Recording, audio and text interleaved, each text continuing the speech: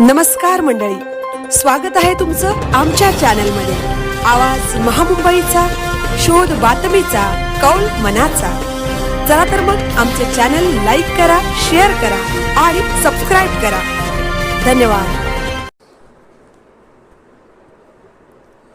कांदाळेपाडा येथे आषाढी एकादशी निमित्त पायदिंडी सोहळा।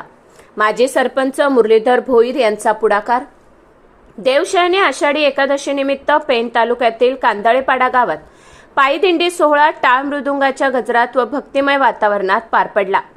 दरवर्षीप्रमाणे यावर्षीही माजी सरपंच मुरलीधर भोईर आणि रायगड जिल्हा परिषद शाळा कांदाळेपाडा यांच्या पुढाकाराने पायदिंडी सोहळ्याचे आयोजन करण्यात आले।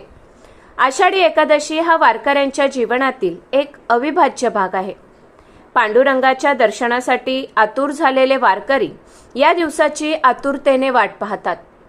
त्यातून पण ज्या भाविक भक्तांना वारीला जायला जमलं नाही ते वारकरी गावात काढण्यात येणाऱ्या दिंड्यांमध्ये सहभागी होत भक्तीचा आनंद घेतात।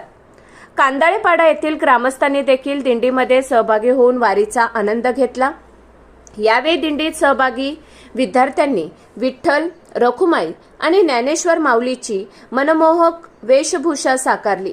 ही दिंडी टाळ मृदुंगाच्या गजरात भक्तिमय वातावरणामध्ये संपूर्ण गावामधून फिरवण्यात आली। ज्ञानोबा तुकाराम विठ्ठल विठ्ठलाच्या गजरात संपूर्ण परिसर दुमदुमला होता। या दिंडीला वारकरी, ग्रामस्थ आणि विशेष करून शाळेतील विद्यार्थ्यांनी उत्स्फूर्त प्रतिसाद दिला।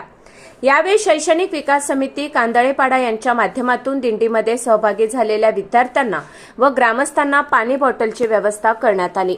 आवाज महामुंबईचा चॅनेलसाठी विनायक पाटील, पेण।